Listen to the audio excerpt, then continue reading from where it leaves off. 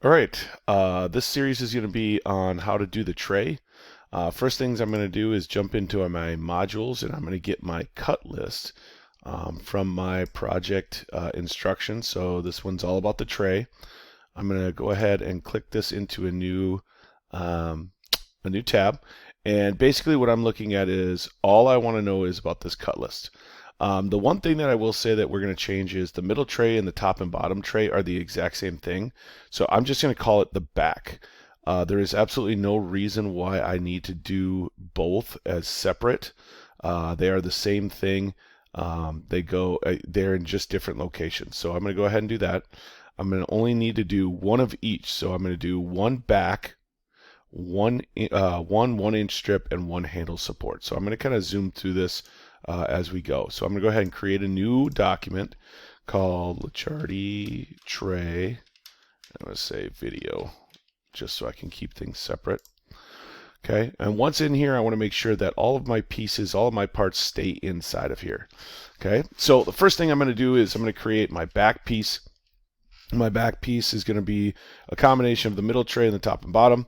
It is 3 inches wide by 19 inches long. So I'm going to go ahead and select sketch. I'm going to choose the front. And then when I'm going to do that, I'm going to choose a center point rectangle. Click on the middle, move my mouse outward, click again. Once I do that, I want to go ahead and dimension. And I'm going to dimension that. So 19 inches long, as it said. Zoom out by rolling my mouse wheel up. And then I'm going to do a 3-inch wide piece. Once I'm done with that, I'm going to go ahead and check mark, and then I'm going to extrude. I have to click on the actual shape that I want, and if I go back to my Google Docs, I know that every single piece I have is going to be 3/4 or 0.75 inches thick. So as I extrude it, I want to make sure my depth is 0.75. Okay. So once I do that, I'm going to go ahead and check mark. And you'll notice that I have a nice piece at 0.75.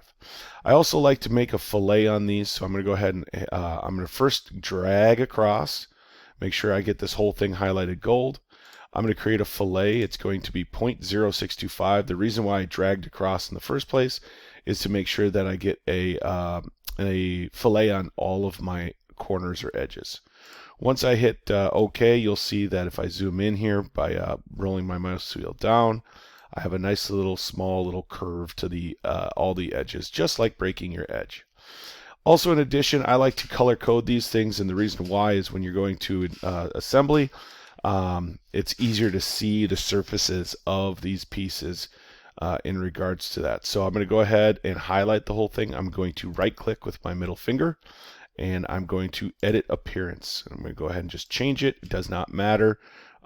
It's not necessary, but it helps a lot when you're going ahead and you're doing your assembly. Okay.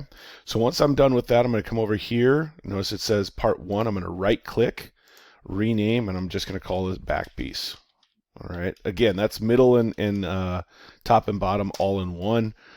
Again, no reason to do anything crazy.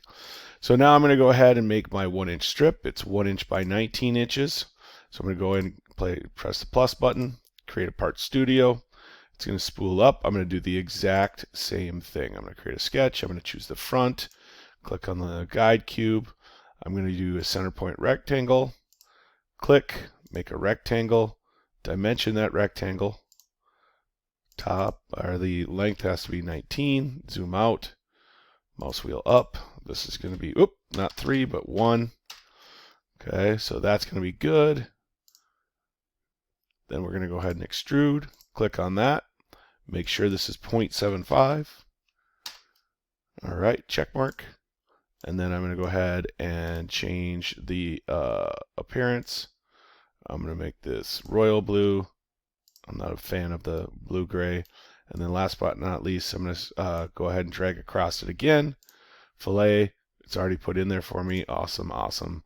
Okay, and then I'm going to right click, or I'm sorry, yep, I'm going to right click, rename. This is going to be 1-inch strip. Okay, so I have 2 pieces, all right. And then the last but not least in my cut list, it's got the handle supports. Okay, so handle supports are 2 by 11. So I'm going to go back up, create a new part studio, and I'm going to do the exact same process. It's over and over and over again. Center point rectangle, okay, dimension. This is 11 now. This is 2. Check mark, got my shape, got my dimensions, extrude, okay, 0.75. Check mark, okay, drag across, click and drag, right click, edit appearance. I'm gonna put this in green somewhere. Oh, that's teal, that's not really, there we go. That's a little bit more green. Click and drag again, and I'm gonna do the fillet. And there you have it. This is exactly the 3 pieces that you need for the tray. Next video, we're going to go over assembly, hoping that kind of clicks with you. Otherwise, I'll see you in the next video.